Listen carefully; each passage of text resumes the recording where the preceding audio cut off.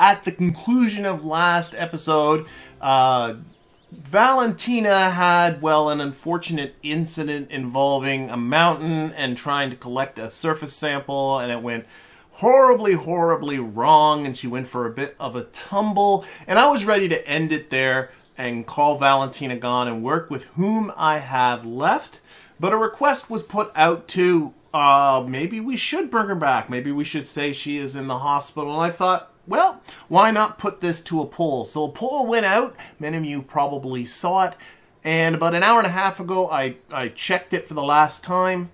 And 299 people at that time had registered their vote. And although it was close, 56% of people said they would like to see Valentina back. So the KSC mounted a massive rescue attempt. Helicopters were sent.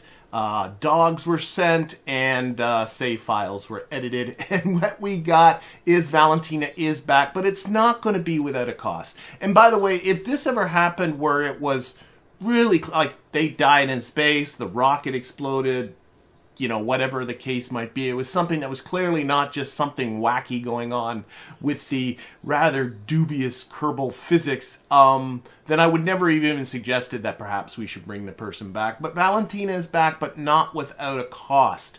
She is going to spend the next 4 weeks in hospital, where she will not be available for any missions after that, and 2 weeks after that, we will keep her just on light duties, which means she's not allowed to leave Kerbin's atmosphere. And that's the way we're going to play that. So I created just a couple of alarms here, an alarm clock.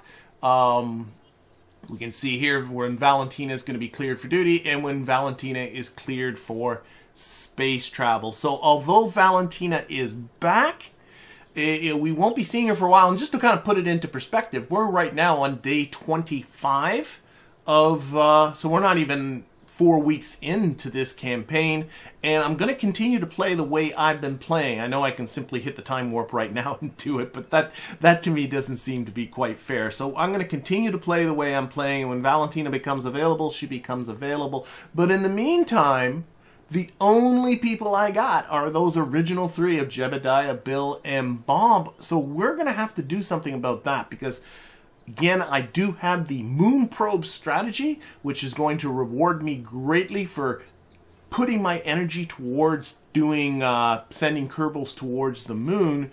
But I don't want to do that with only 3 Kerbals. I want to be able to sort of boost the roster, so to speak. So let's go into mission control, and if we look down here under the rescue and recovery section, we got 6 contracts here.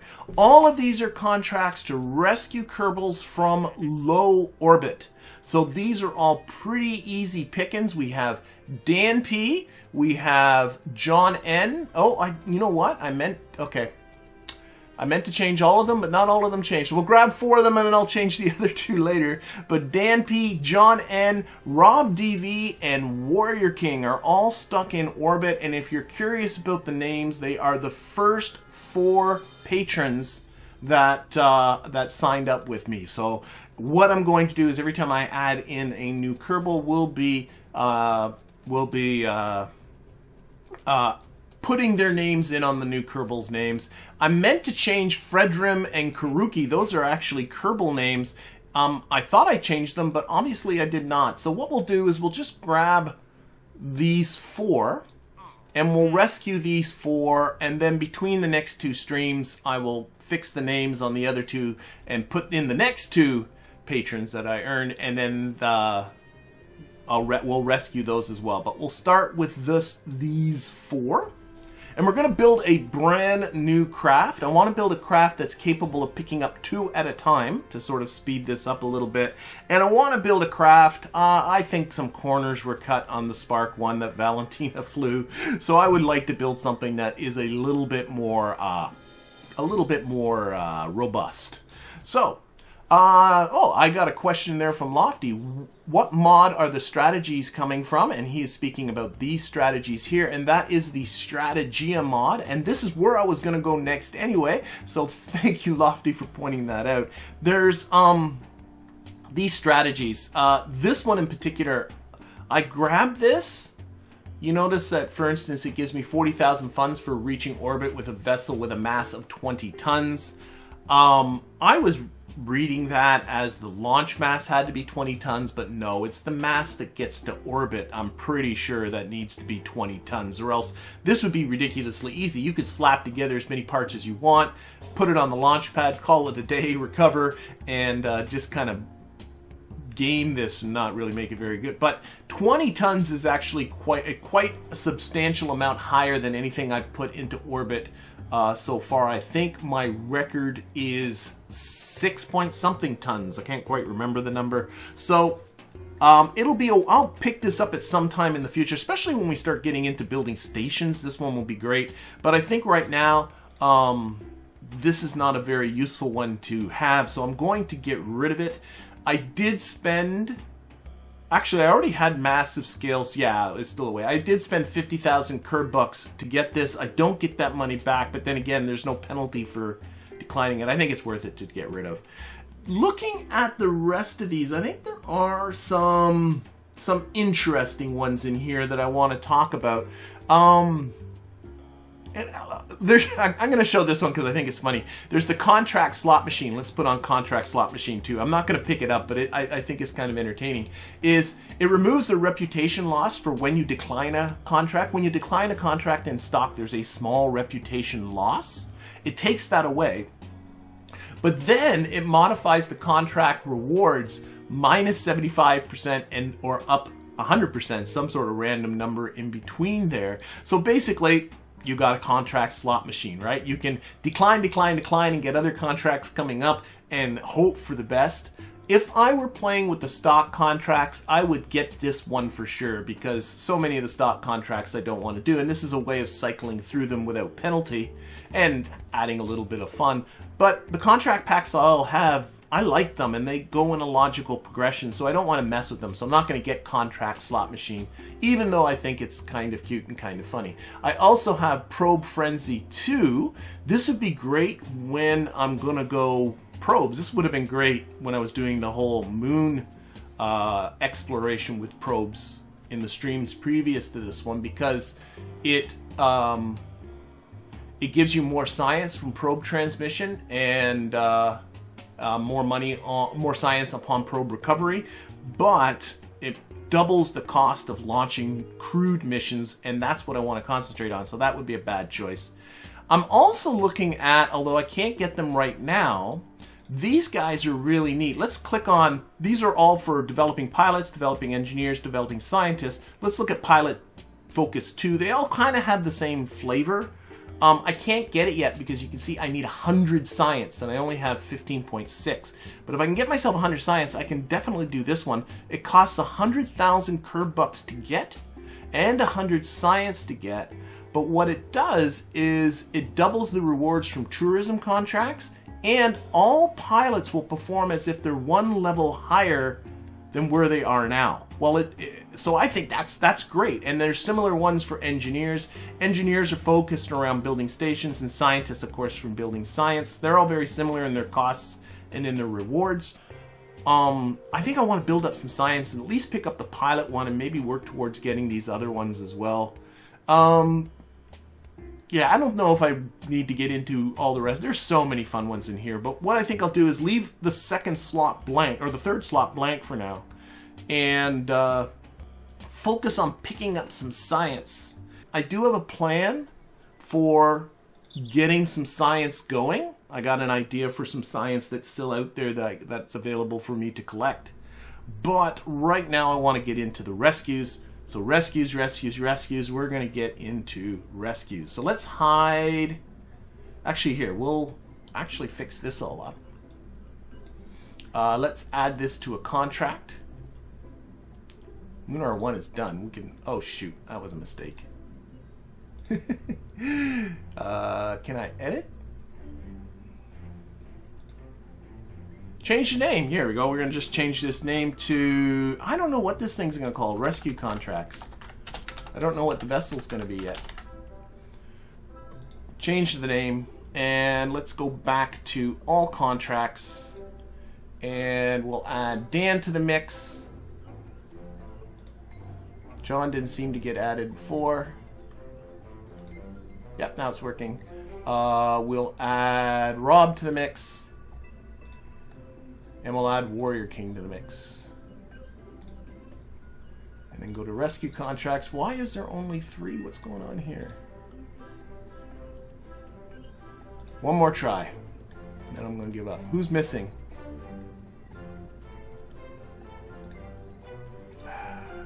I got John, Dan, and Warrior King. I'm missing Rob.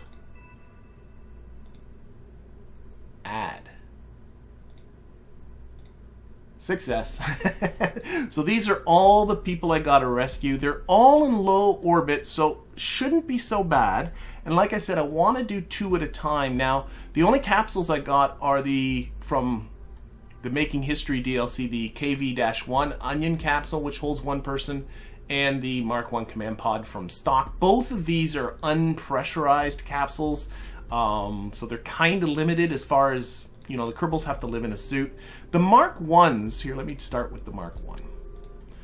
I want to basically stack 2 of them, but the Mark 1s don't really stack particularly nicely. So I'm going to go with the Onion because I kind of don't mind the look of that kind of a thing, where the 2 onions are on top of each other like that. I'm going to actually take this top one, I'm going to rotate it so that the 2 hatches are going to match up. This thing as well is going to require to fly by itself on the way up. So I'm going to stick in a hex core, and then we'll put some stuff around that to hide that. But this way, this can fly on its own, and it can bring up... Let's get rid of this. And it can pick up 2 Kerbals and come back down, and then I'll fly it again and pick up the second set of Kerbals. Let's get into modifying this.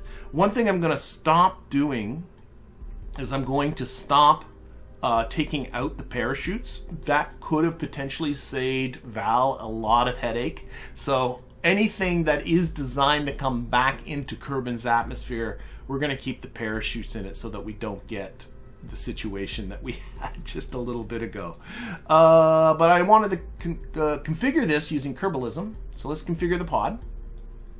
So with this pod, we have scrubbers. Never mess with the scrubbers. They take the CO2 out of the atmosphere as the Kerbal breathes, and you don't want to ever mess with that, and you always want to make sure they're running. Speaking of running, they require electricity. There is also a monopropellant fuel cell, but there's no reason for us to have 2 monopropellant fuel cells. So if I go to the second one, we're going to remove the monopropellant fuel cell from the second one. That saves us 100 kilograms and 1,000 Kerb bucks, so I think that's a good idea as well. Now, for a monopropellant fuel cell, you do need monopropellant. So let's see here. Can I arrange this? Let's use these guys. And I guess... Oh my gosh, I cannot. There we go. I guess just for balance, we'll put 2 of these and we'll tuck them in here. Just to put in some monopropellants. They're only 7.5 units of monopropellant each. That's okay. The command capsules here do not have monopropellant. That's the big difference between this one and this one, is that these don't have monopropellant already in them, so I have to add the monopropellant. And in fact, what I'll do is kind of slide them in just a little bit. Okay. Oh my gosh. And they also do require, if we click back in here, sorry, this one, configure the prod. If we look at this, it requires not just monopropellant, but also requires oxygen. Right now, I have how many units of monopropellant aboard? Somewhere in here.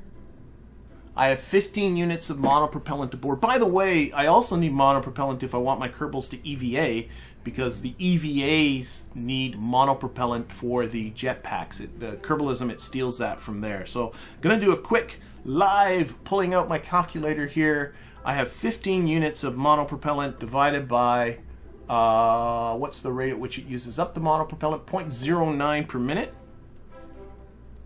So that would be 166.66 minutes times 60 to get that to be seconds. So that's 10,000 seconds it will run for. If I ever get to a point where I have to turn on the monopropylene fuel cell, I'm going to bring them down really fast anyway. We're going to put another form of power generation too. But then I got to multiply that 10,000 seconds by the rate at which it uses up oxygen, which is 0.853 per second times 0.853. And that means I need 8,530 units of oxygen. And I got these small pressurized tanks. I'm going to do the same thing. We're going to tuck them right in here. Boop. How much is in each of these? Each of these is 1,700. Oh my gosh. Divide by 1,700. There's less in here than I thought. I'm going to need 5 of these. Okay. Gets me that. What if I... So, we'll go up to 6. So I need 1422. Alright, so I'm going to put 1422 in here. I just did, again, a little bit of math. And then we're going to grab these, and I got to put them on 6-way symmetry. We're going to have to find... I might end up putting these in a different spot. Let's just... stick them here for now, so I don't lose. But that should give us the oxygen that we need that's separate from the oxygen that the Kerbals breathe. Okay. I'm seeing a mention of parachutes. Parachutes is most certainly a good idea to put on top of this. So I'm going to use these two as parachutes. And yeah, that works out okay. And then what I'm also going to do for a backup means of electrical generation is I'm going to stick on, actually go 2-way symmetry, put 2 here of just OxSats and 2 here. So we got electrical generation from solar panels, and if somehow that goes wrong, we do have the monopropellant one as a backup. And we'll start with monopropellant fuel cell off. So if all of a sudden I'm noticing that things are going bad electrically, I have a means of dealing with that. All right, so let's see. We got, I'm just thinking now, delta V budget. We'll get into cleaning this up a little bit. I'm going to completely change the way this is going. I'm going to give this thing about 1,500 meters per second of delta V. That's my goal. So let's start with a tank like this one. And let's stick on... What happens if I stick on the old Terrier engine here? Oh, this is all messed up, the staging. I'll have to deal with this in a second. There we go. That's a ton of thrust to weight, more than what I want. It's also more delta V, less delta V than I want. Let's see if I get a smaller engine. Nah, the spark would be too small. How about the pug? Pug engine there. Oh gosh, it keeps messing up where it goes. There we go.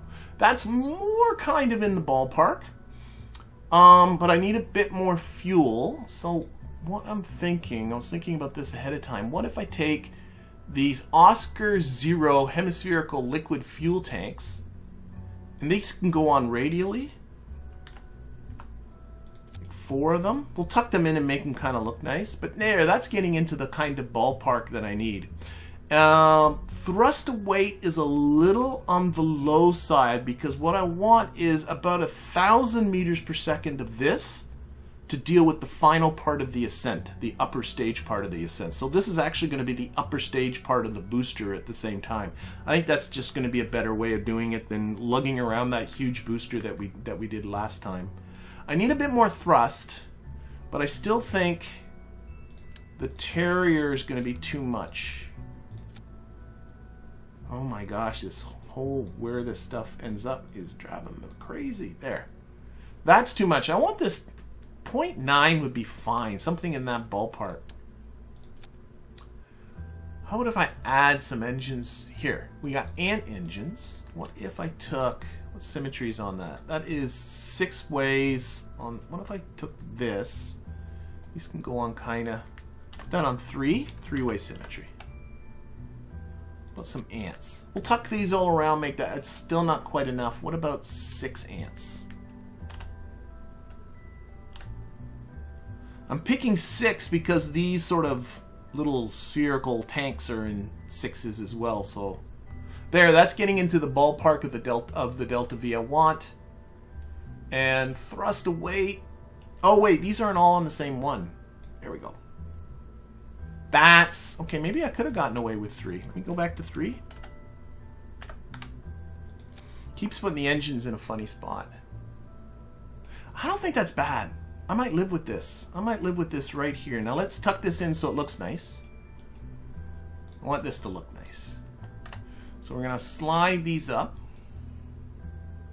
Sort of in kind of like in the spaces between the tanks. And I kind of like this idea. Be a little bit higher. So we're kind of then there. Yeah. I don't think that looks terrible. And I kind of like this idea as well because if somehow reason this engine fails, we have backup engines and these guys aren't stuck in orbit. Okay. So next, what I want to do is actually clean up these spherical tanks a little bit. I'm going to drag them in a little bit so they're sort of in there. And you can also change their textures. That looks better. And then why don't we take all of these oxygen tanks that we had up here.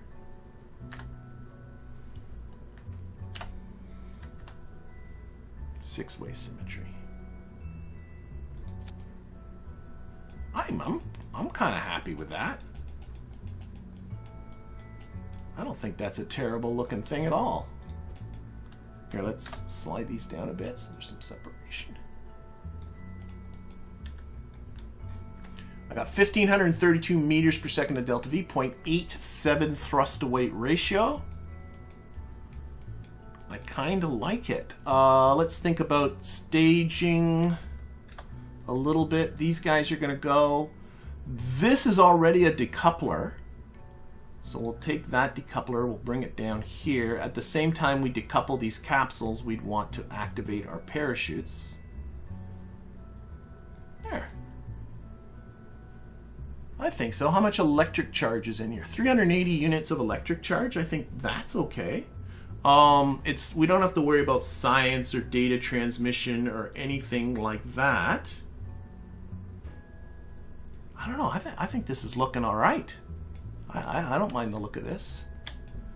Let's see here. So, play with some textures. Then we just got to get this thing in orbit. I think all white like that looks better. That covers up. No, I think I need to keep that on there. That looks good. That looks good. That looks good. Okay. So what is the name of this thing? I'm going to get in the habit of naming these things after the engine. So this is the Pug. This is the Pug 1 dash A6 for the 6 ant engines that are tucked in there. Is there 6? No, there's 3. 3 ant engines that are tucked in there.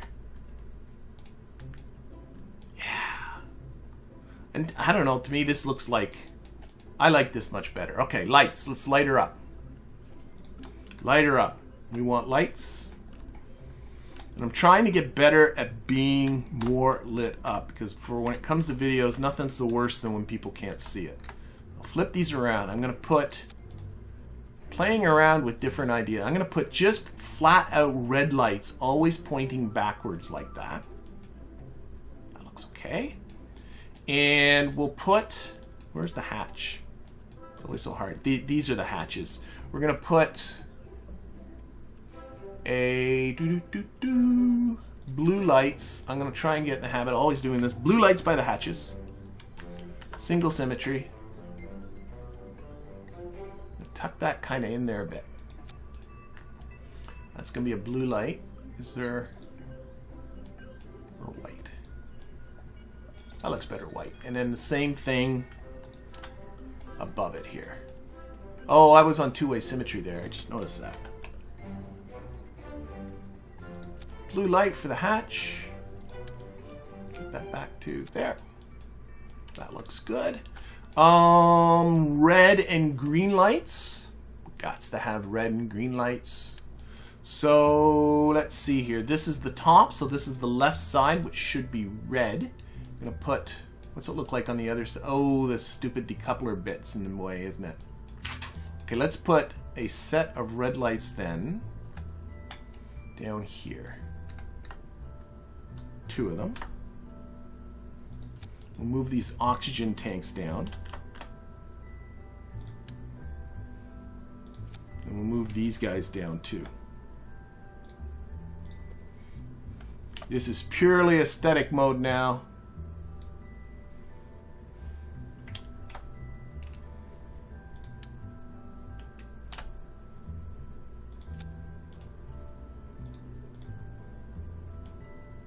Keep those ones gray. We're going to remove the symmetry.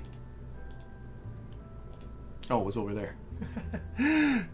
Why is this still here? I don't need that. This is going to be red, and it'll be on all the time. Remove that symmetry so I can take the other one and make it green.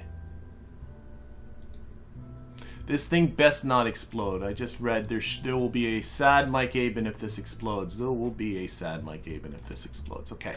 I want some lights up here towards the top. Fortunately, this decoupler's in the way, but I think that's just kind of life. Bum, bum, bum. Where's those nav lights? There we go. Again, two-way symmetry. Flip it around. Right there. Change the color to white, I think. Yep, remove that symmetry. This will be a green light. We're going to make it a blinky green light. Put the blink period down to about half a second. Put the blink on. Other side. We'll live with that bit of clipping. Red light. Again, blink period a half. Put the blink on. There we go. We got blue lights here. We need some lights. Yes, I know what I want. An amber and then a white strobe light back down here. So single symmetry. Flip it around. Change it to white. Make this guy amber. Again, half second blink on. And then I'm going to take that and put another one right above it. And I honestly don't think this looks bad when you do this. I'm going to take this one and just slide it down so that they sort of look kind of maybe like one light. And then this light is going to be white. We're really going to turn the blink down on. Blink on. Blink on. There we go. And that will be like a white strobe light on the ventral side of the ship. We got blue lights here. And you know what? I do need, I think, one more thing. One more thing. I think I need some spots. Just to generally light up the ship. I'm going to stick them right here. And we're going to just aim them downwards. Pitch angle. Aim down as far as we can. I think I need to... No. Oh, I think I need to move them. Is what I need to do. I need to bring them down like this. That should help, I think, and you know what? If I do another pair, exactly the same idea, just the other way. And what I'm just looking for is something that will just generally light up the ship, should it be on the dark side. No, definitely dark is the way to go. And these will just be white. Save this.